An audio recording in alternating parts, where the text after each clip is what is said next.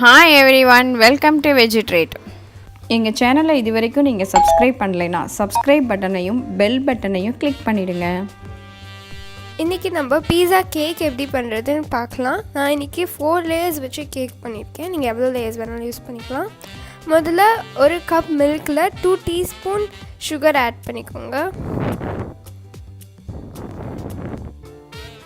அப்புறம் 1/4 teaspoon salt, அப்புறம் 1 teaspoon east add பண்ணி மிக்ஸ் பண்ணிவிட்டு அதை கொஞ்சம் நேரம் தனியாக வச்சுருங்க. 10 மினிட்ஸ் கழித்து அது நல்லா இந்த மாதிரி வந்துடும். அடுத்து 3 கப்ஸ் ஃப்ளோர் இல்லாட்டி மைதா எடுத்து அதில் 1/4 கப் ஆயில் ஊற்றிக்கோங்க. அப்புறம் நம்ம மிக்ஸ் பண்ணி வச்சுருந்த அந்த மில்கோட ஈஸ்ட் அந்த மிக்சரை ஆட் பண்ணிக்கோங்க. ஆட் பண்ணி அதை நல்லா நீங்கள் கையாலேயோ இல்லை ஸ்பூனாலேயோ நல்லா மிக்ஸ் பண்ணி நீட் பண்ணிக்கோங்க. அதனால் அந்த நல்லா சப்பாத்தி மாவு மாதிரி பிசைஞ்சிட்டிங்கன்னா இந்த மாதிரி வந்துடும். ஈஸ்ட் எல்லாம் உபிருச்சுன்னா உங்களுக்கு அந்த மாவு டபுள் சைஸ் ஆகிடும். அந்த மாதிரி மாவு ஆனோடனே ஏதாவது ஃப்ளாட் இடத்துல வச்சு அந்த மாவை நல்லா நீட் பண்ணிவிட்டு அது நீங்கள் 4ஆக கட் பண்ணிக்கோங்க. ஒரு கத்தி வச்சு நார்மலாக கட் பண்ணிங்கனாலே வந்துடும். இல்லாட்டி அந்த கத்தியில் லைட்டாக மாவு வந்து தடவிட்டு கட் பண்ணிங்கன்னா ரொம்ப ஈஸியாக வந்துடும்.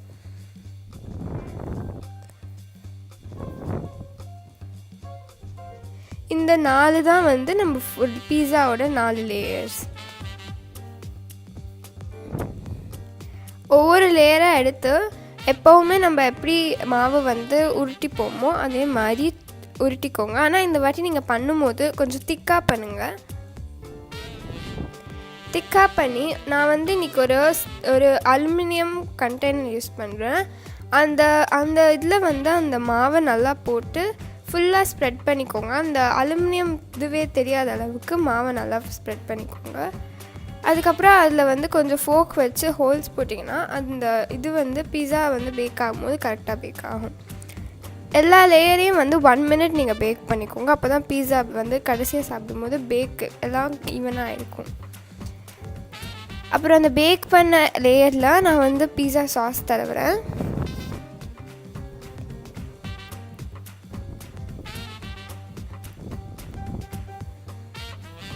நான் இன்றைக்கி வந்து எனக்கு பிடிச்ச டாப்பிங்ஸ் எல்லாம் போட்டிருக்கேன். நீங்கள் என்ன டாப்பிங்ஸ் வேணாலும் போட்டுக்கலாம்.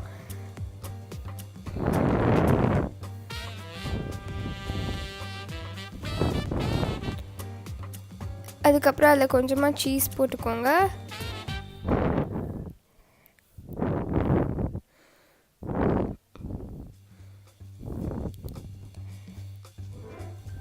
நான் இன்றைக்கி என் பீஸாவில் ஆனியன்ஸ், கேப்சிகம்ஸ்,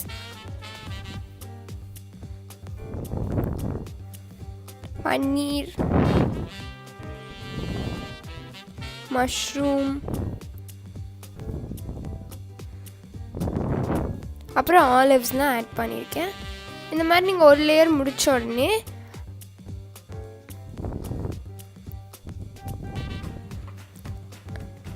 அடுத்த லேயர் எடுத்து அதே மாதிரி அது மேலே போட்டுருங்க. நம்ம ஃபஸ்ட் லேயர் எப்படி வச்சோமோ அதே மாதிரி போட்டுருங்க. போட்டுட்டு இந்த லேயரையும் 1 மினிட் வச்சு எடுத்துக்கோங்க. அப்போ தான் நம்ம பீஸா கடைசியாக சாப்பிடும்போது எல்லா லேயரும் பேக் ஆகிருக்கும். செகண்ட் லேயர்லேயும் நீங்கள் டாப்பிங்ஸ் ஆட் பண்ணிட்டு 3rd லேயரோட இதை வச்சுருங்க. 3rd லேயர் பேக் பண்ணிட்டு அதில் நான் வந்து கொஞ்சம் கார்ன் டாப்பிங் ஆட் பண்ணுறேன். 3rd லேயர் முடிஞ்சோடனே 4th லேயர் வச்சிடலாம்.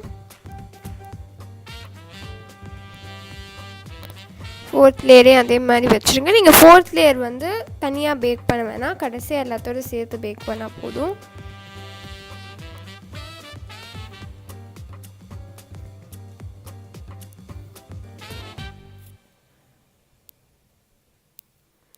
இதான் நம்மளோட கடைசி லேயர். இதிலே உங்களுக்கு வேணுங்கிற டாப்பிங்ஸ் எல்லாத்தையும் ஆட் பண்ணிடுங்க. ஆட் பண்ணிவிட்டு நம்ம இதை பேக் பண்ண போகிறோம். நான் வந்து என்னோடய அவனில் இதை வந்து 10 மினிட்ஸ்க்கு 900 வாட்ஸில் வச்சுருக்கேன். இப்போ எடுத்தோடனே உங்களுக்கு எல்லா சீஸும் மெல்ட் ஆகி பீஸா நல்லா பேக் ஆகிருக்கும். இப்போ இதை வந்து நீங்கள் ஒரு பிளேட்டால் கவர் பண்ணி அதை திருப்பி போடுங்க.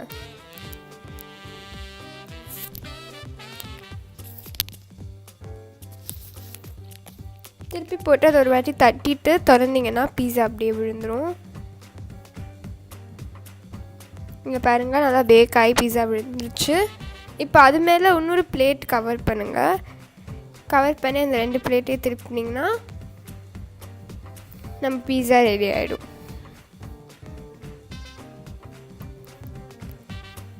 இந்த பீஸாவை நீங்கள் கட் பண்ணி சாப்பிட்டா ரொம்ப டேஸ்ட்டாக இருக்கும்.